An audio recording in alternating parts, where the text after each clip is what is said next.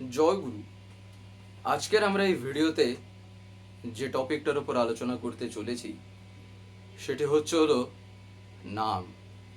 অর্থাৎ শ্রী ঠাকুর যে নাম দিয়েছেন, এই নামের ভিতর দিয়ে আমরা জীবনে কি পাই, এই নাম করলে কি হয়, আর এই নামের বলতে পারেন যে মহিমা, নামের যে প্রভাব, নামের যে গুরুত্ব, যাই বলি না কেন, এটার সাথে আর এই নামের ভিতর দিয়ে যা হয়ে থাকে, তার ভিতর দিয়ে দয়াল দেশ, হয়তো আপনার শব্দটা অনেকেই শুনে থাকতে পারেন। এই দয়াল দেশে যাওয়ার রাস্তা, দয়াল দেশ পৌঁছানোর রাস্তা, তা কি করে হয়, আজকে আমরা এই আলোচনার মাধ্যমে তাই এমনই কিছু কথা শুনবো যা আমাদের কিন্তু প্রত্যেকেরই জানা দরকার। যাই হোক, আজকের এই আলোচনাটি এবার আমি শুরু করার আগে আপনাদের কাছে শুধু একটি কথাই অনুরোধ করছি, ভিডিওটিতে আপনারা সম্পূর্ণভাবে যুক্ত থাকার চেষ্টা করবেন। আশা করি দিলে আজকের এই যেই টপিকটি আপনারা এই আলোচনার মাধ্যমে অতি অবশ্যই শুনতে পারবেন। এই যেই নাম, এই নামের কথা দেখবেন শ্রী ঠাকুর বহু জায়গায় বিভিন্ন রকমভাবেই বলেছেন।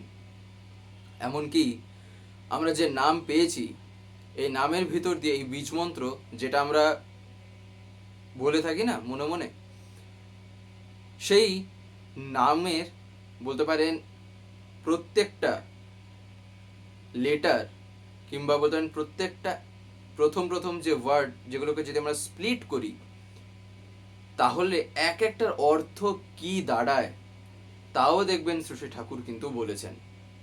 এমনকি সেই জিনিসটাকেও ঠাকুর কিন্তু একটা দিক দিয়েই বলেছেন, তাও আবার না, সেটাকেও আবার শ্রী ঠাকুর কিন্তু বহু দিক দিয়ে আলোচনা করেছেন। তার কারণ এই যেই নাম, এই নামটা যেটা আমরা করি না, এই নাম কিন্তু যে সে নাম না। দেখবেন বিভিন্ন রকম বীজমন্ত্র কিন্তু হয়। এই যে বীজমন্ত্র, প্রত্যেকটা যে বীজমন্ত্র না, সে প্রত্যেকটা বীজমন্ত্রে কিন্তু এক একটা মিনিং আছে। সেই বীজমন্ত্রের ভিতর দিয়ে যে অর্থটা থাকে সেই বীজমন্ত্রের মধ্যে, সেই অর্থটাই কিন্তু কি হয় না আমাদের মধ্যে বাস্তবায়িত হয় নাম করার ভিতর দিয়ে। অর্থাৎ আমি যে জিনিসটাকে রিপিটেটিভ ওয়েতে আমি বারবার যে বলছি, তার অর্থ যেটা, সেইটাই কিন্তু প্রভাব দেয়। তার কারণ দেখবেন যে কোনো একটা শব্দ যদি আমরা বারবার বলি না, তাহলে তার কিন্তু একটা প্রভাব আমাদের মস্তিষ্কের উপর, তার কিন্তু একটা প্রভাব পড়ে, তার শরীর থেকে শুরু করে, মন থেকে শুরু করে সব দিক দিয়ে। তাই এই যে প্রভাবটা, তাই এই যেই নাম, এই নাম তাই কিন্তু যে সে নাম না। নামের আবার তিনটে স্তর আছে। একটা হচ্ছিল ভাবাত্মক, একটা ধনাত্মক, আর একটা ধূর্ণাত্মক। আমরা এই যে নামটা যেটা করি না, এটাকে বলা হয় থাকে ধূর্ণাত্মক নাম। শ্রী ঠাকুর একদিন বলছেন, বিশ্ব ব্রহ্মাণ্ডের যা কিছু কম্পন থেকে সৃষ্ট, এই নামের মধ্যে আছে কম্পনের মেকানিজম, অর্থাৎ সেই মরকোচটা। আর এই কারণেই শ্রী ঠাকুর এই নামকে প্রায় বলতেন, এটা ছিল দ্য ক্লু অফ লাইফ, অর্থাৎ জীবনের সংকেত। তাই এটা সব যা কিছুকেই ফুলফিল করে, অর্থাৎ পরিপূরণ করে এই নাম। এই কারণে আমরা এই যে নাম যে করে থাকি, যদি আমরা যে কথাটা একটু আগে শুনছিলাম, যে আমরা যে কোনো একটা শব্দকে যদি বারবার বলি, তাহলে তার যেমন একটা প্রভাব পড়ে, তাহলে সেই দিক দিয়ে যদি আমরা দেখি, তাহলে একটা এমন শব্দ যে একটা বিশেষ অর্থ বহন করে, তাকে যদি আমি এবারে বারবার যদি নিজের মনের মধ্যে বলি, তাহলে তার প্রভাবটা আবার কেমন তাহলে পড়তে পারে, তা আমরা চিন্তাও করতে পারবো না, সেগুলো আমাদের ধারণাতীত। আর এই কারণে শ্রী ঠাকুর যে নামটা দিয়েছেন না, তাই এটা আবার শুধু শব্দ তাও না। শ্রী ঠাকুর কি বলছেন, এটা হচ্ছিল শব্দ প্রাণ। অর্থাৎ আমি যা বলছি, আমি যা করছি, ঠাকুর বলছেন একদম ভাইব্রেশন লেভেলে ঠাকুর যেখানে ধরছেন, কি না যেখানে কম্পন, এই যে ঠাকুর এখানে কি বললেন না, এই নামের মধ্যে আছে কম্পনের মেকানিজম, মরকোচ ঠাকুর সেইখানে গিয়ে ধরাচ্ছেন। তাই এই নামের মাধ্যমে যে কি হয়, এই যে ধাক্কা আর বিরাম, এই দুটো এমন ভাবেই চলছে। শ্রী ঠাকুর বলছেন এটা কি না, ইতস্তত গতি, ইতস্তত ভাবে। একবার শ্রী ঠাকুরকে একজন জিজ্ঞাসা করেন যে এই যে নাম, নাম তো শরীর মনের পার, সে তো আধ্যাত্মিক জগতের ব্যাপার। এইরকম বলছেন যখন তিনি, সে ভদ্রলোকের কথা শুনে শ্রী ঠাকুর তখন বলছেন, আধ্যাত্মিক যা তার থেকেই সৃষ্ট হয় শরীর মন। আধ্যাত্মিকতার উপরই দাঁড়িয়ে আছে দুনিয়ার যা কিছু। মনের নানা স্তর আছে, যেমন এই যে মন, যেমন এই নামেরও বিভিন্ন স্তর না, এই মনেরও কিন্তু বিভিন্ন স্তর হয়। পিণ্ডি মন, ব্রহ্মাণ্ডী মন, নির্মল চৈতন্য রাজ্যের মন। এই যে এই তিনটে মন, শ্রী ঠাকুর বলছেন পিণ্ডি মন কি হয়, সংকীর্ণ জগতে বাস করে। আর শ্রী ঠাকুর সংকীর্ণতা নিয়ে দেখবেন কত কথাই বলেছেন। প্রথমেই ঠাকুর কি বলছেন, সত্যানুসরণে যদি আমরা দেখি, সেখানে ঠাকুর সহজেই বলে দিলেন সংকীর্ণতাই পাপ, একদম বলেননি। তার মানে পিণ্ডি মন যে, তাহলে এই যে ঠাকুর বলেন পিণ্ডি মন সংকীর্ণ জগতে বাস করে, তার মানেটা কি, তার মানে তার চিন্তা ভাবনাগুলো, তার মনটা সবসময় সংকীর্ণ, খুবই একটা বলতে পারেন ন্যারো, একটা বিরাট কিছু, একটা বিশালকায় জায়গা নিয়ে একটা অতিরিক্ত নিয়ে যে একটা সে ভাববে তা না। তার সবসময় বুদ্ধিগুলোই সে এমনভাবেই চালায়, সে নিজেকে এমনভাবেই মগ্ন করে রেখেছে, সে শুধু সংকীর্ণ জগতেই বাস করে, এক্সপ্যান্ড তার নেই। তারপরেই শ্রী ঠাকুর কি বলছেন, ব্রহ্মাণ্ডী মন। অর্থাৎ এবারে পিণ্ডি মনের পরে ব্রহ্মাণ্ডী মন আসছে। এই ব্রহ্মাণ্ডী মন কি না, সবার স্বার্থে স্বার্থান্বিত হয়। অর্থাৎ সে শুধু নিজের খেয়ালে থাকে না, সে শুধু নিজের চিন্তায় বিভোর হয়ে নেই, সে প্রত্যেকের দিকেই তার সামর্থ্য অনুসারে সে লক্ষ্য রাখতে চেষ্টা করে। তার কারণ শ্রী ঠাকুর যে বলেছেন না, যে পড়শিরা তোর নিপাত যাবে, তুই বসে সুখ খাবি বুঝি, যা ছুটে যা তাদের বাঁচা, তারাই যে তোর বাঁচার পুঁজি। তাই তার চিন্তা ভাবনাটা তখন সেই পাড়া পড়শি পরিবেশ, তখন তার চিন্তাটাকে সে আর একটু এক্সপ্যান্ড করলো। এই কারণে পিণ্ডি মন থেকে ব্রহ্মাণ্ডী মন। তার থাকে তাই ইউনিভার্সাল ইন্টারেস্ট, অর্থাৎ সর্বতোমুখী আগ্রহ। যদিও এর মধ্যেও শ্রী ঠাকুর বলছেন কামনা বাসনা থাকে, তবে সে কামনা অপরের কল্যাণ সাধনের কামনা। তারপরের স্তর কি আসছে, নির্মল চৈতন্য রাজ্যের মন। নির্মল চৈতন্য রাজ্যে যে মন বিরাজ করে তা নাম নামীময় হয়ে থাকে। এই যে এই মন, এইখানেই শ্রী ঠাকুর বলছেন কি না, এখানে মনটা কেবলমাত্র নাম নামীময়, অর্থাৎ সেই নামই আর তার দেওয়া নাম, তখন সে সেখানেই ডুবে থাকে। তার নিজস্ব কোনো কামনা বাসনা বা ইচ্ছা থাকে না। তাই পরমপিতা তাকে যখন যেভাবে চালান, তখন সে সেইভাবে চলে। সে মন পড়ে থাকে কোথায়, ইষ্টানত হয়ে। অর্থাৎ সেই মন তখন কি করে, এমন ভাবে নিজেকে চালিত করে যে সে তার ইষ্টের ইচ্ছা ছাড়া সে তার নিজের জীবনে কোনো একটা জিনিসকে স্থান দেয় না। এমনকি তার জীবনে যদি তাকে জিজ্ঞাসা করা হয় যে তোমার জীবনে কি চাহিদা আছে, তোমার ইচ্ছা কি, তোমার স্বার্থ কি, তাহলে তার মুখ থেকে স্বতঃস্ফূর্তভাবে তখন বেরোয় কি জানেন, তখন তার মুখ থেকে বেরোবে আমার পরম পিতার ইচ্ছাই যেন আমার মধ্যে ফুটে উঠুক, আর আমি তাকে খুশি করার জন্য জন্মেছি, তাই তিনি যা বলবেন আমি তাই করব। আমি তার ইচ্ছা মতন নিজের জীবনটাকে চালাতে চাই, আমি আমার ইচ্ছা মতন চালাতে চাই না। এই কারণে দেখবেন শ্রী ঠাকুর একটা জায়গায় বলছেন না, একবার যদি আমার হাতে সেই গিয়ারের ইয়েটা দিস, তাহলে আর চিনতে নেই। তার মানেটা কি? তার মানে জীবনের কোন দিকটা কখন কেমন ভাবে তার মোড়টা ঘোরানো দরকার, সেই জিনিসটার দায়িত্বটা যদি আমি তার উপর ছেড়ে দিই, নিজে যদি সেখানে যদি চালাকি না করি, তাহলে জীবনে আর চিন্তা নেই। ঠাকুর কেন এটা এরকম বললেন? তার কারণ দেখুন, আমরা গাড়িতে দেখি না, যার হাতে গিয়ারটা থাকে, যে ড্রাইভিং সিটে যে চালিয়ে নিয়ে যাচ্ছে, আলটিমেটলি সে যেখানে নিয়ে যাবে সেখানেই কিন্তু আমি পৌঁছাবো। আমি গাড়িতে যদি বসে থাকি না, আমি যতই যা বলি না কেন, যতই যা করি না কেন, সেই তো আলটিমেটলি ড্রাইভিং সিটে বসে আছে, সে গাড়ি যেদিকে ঘোরাবে সেদিকেই গাড়ি যাবে। এই কারণে জীবনের এই গাড়িটাকে তার হাতে ছেড়ে দিতে হয়। ঠিক যেমন শ্রীকৃষ্ণ আর অর্জুন, এসব ঘটনা কম বেশি তো আমরা সবাই শুনেছি যে কি হয়েছিল। ঠিক জীবনটাকে তাই করে দিতে হয়।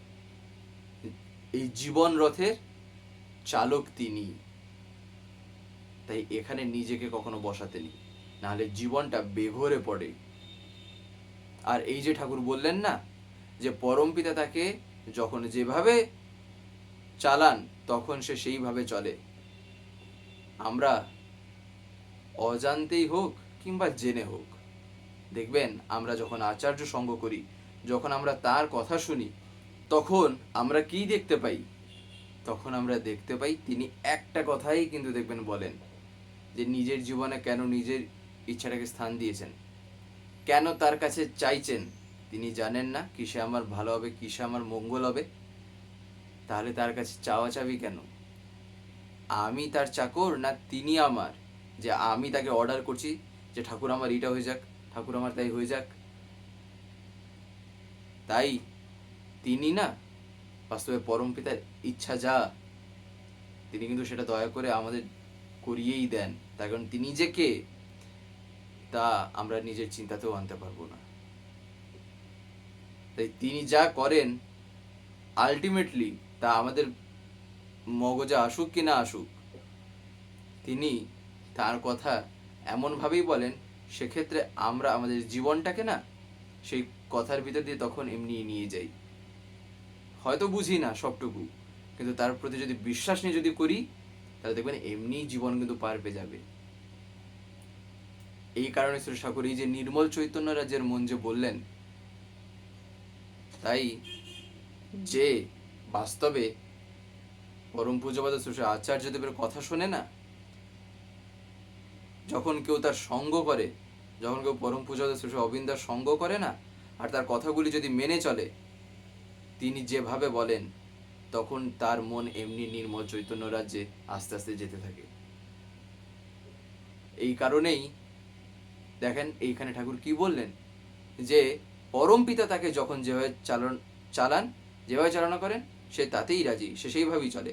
আর পরম পূজ্যপাদ শ্রী আচার্য তাই আমাদের কি বারবার বলছেন, নিজের ইচ্ছাটাকে কখনো তার উপরে চাপাতে নেই। কেন? এমনকি এই কিছুদিন আগেই একটা ঘটনা ঘটে, ঘটনা অর্থে একবার একজন এসে নিবেদন করছেন কিছু একটা কথা, সেই নিবেদনের শেষেই একজন এসে প্রণাম করেন তাকে, এক মা এসে।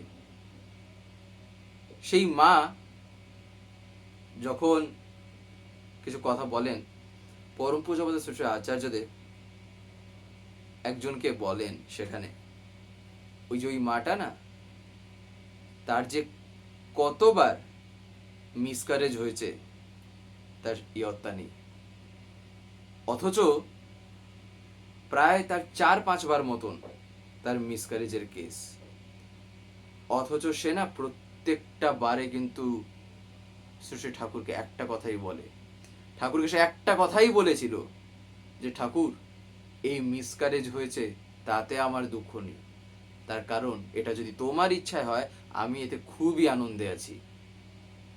এই যে এই অবস্থাতেও তাকে যে এইরকম ভাবে মানা, এই অবস্থাতেও এতবার একটা কেস,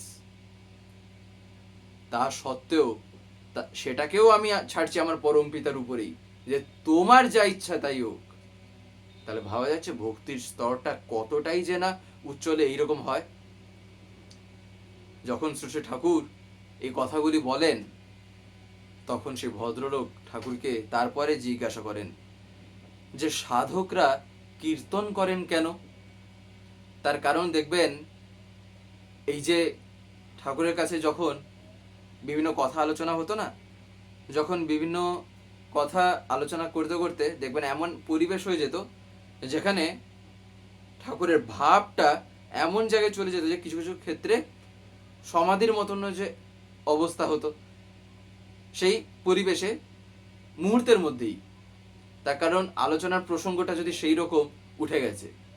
আর কীর্তন যখন হতো, সেই তো আমরা ঘটনা তো এমনি আমরা শুনেছি যে ঠাকুরের যে ভাব সমাধি যে কেমন হয়েছে না হয়েছে। তাই এই যে কীর্তন, এই কারণে তিনি এই নামের কথার সাথে সাথেই তখন ঠাকুরকে জিজ্ঞাসা করেন যে সাধকরা কীর্তন করেন কেন।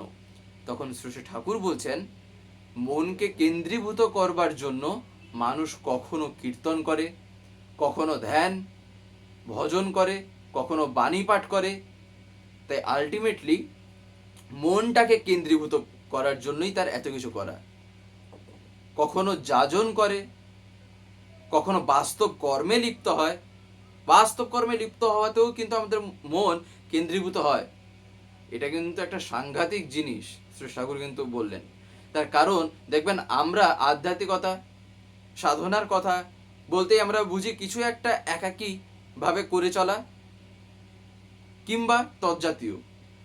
সাধারণত দেখবেন আমাদের মনে এইসবই চলে। ঠাকুর বলছেন তা না, শুধু তা না, তার সাথে বাস্তব কর্মটা চাই। তাহা না হলে কিন্তু ব্যালেন্সড হয় না। তা না হলে তিনি যখন নররূপে এসছেন, তাকে কেন জীবনে এত পরিশ্রম করতে হয়েছে, কেন তিনি এত খেটেছেন? তিনি তো পারলে শুধু করে চলতেন সেই সবই যা তিনি আমাদের করতে বলেছেন, সেইগুলো তিনি নিজেও করেছেন। শুধু তিনি বলেননি যে ওই একাকী হয়ে যেতে দিয়ে সেরকম কিছু করতে, একাকিত্বের ভাব নিয়ে। আমি যদি বাস্তবকে এড়িয়ে যদি কোনো কিছু করতে যাই না, তাহলে সেক্ষেত্রে কিন্তু আমি জীবনে খুবই ধাক্কা খেতে হয়। তার কারণ আমি বাস্তব জগতে এসে আমি বলছি বাস্তবতাকে এড়িয়ে আমি জীবনে কিছু করব, এটা কখনোই সম্ভব না। এই কারণেই শ্রী ঠাকুর বলছেন, নিজেকে তৈরি করবার জন্যই সবকিছু। দয়াল দেশের রাস্তা তনু মনের ভিতর দিয়েই। তনু মন মানে কি? তনু মানে এই শরীর, এই বডি। এই শরীর আর এই মনের ভিতর দিয়েই কিন্তু দয়াল দেশের রাস্তা তাই তৈরি হয়। তার ভিতর দিয়ে রাস্তা না পেলে সেখানে যাবার উপায় নেই, অর্থাৎ এই দয়াল দেশ। এটা এই দয়াল দেশ কিন্তু যে সে জিনিস না। তাই এখানে পৌঁছাতে গেলে না, যখন জীবন পেয়েছি আর তাকে যখন জীবনে পেয়েছি তার দয়ায়, যেন করে চলি প্রত্যেকটা মুহূর্তকে, যেন খুবই ওয়াইজলি আমি যেন তাকে কাটাই। প্রত্যেকটা সময়কে এমনভাবেই যেন আমি ব্যবহার করি, যেন এমনভাবেই ইউটিলাইজ করি যেন সেই কাটানোটা কেবলমাত্র কিছু এন্টারটেনমেন্ট কিংবা এমন কিছু না হয়ে যাক যা জীবনের জন্য প্রয়োজনীয় নয়। এবারে কথা ছিল, তাহলে কি ঠাকুর এই এন্টারটেনমেন্ট জিনিসটাকে পছন্দ করতেন না? ঠাকুর খুবই পছন্দ করতেন। এমনকি পরম পূজ্যপাদ শ্রী আচার্যদেব, আমরা যদি তার কাছে যাই তাহলে দেখবেন তিনি কি সেরকম রসিকতা করেন না?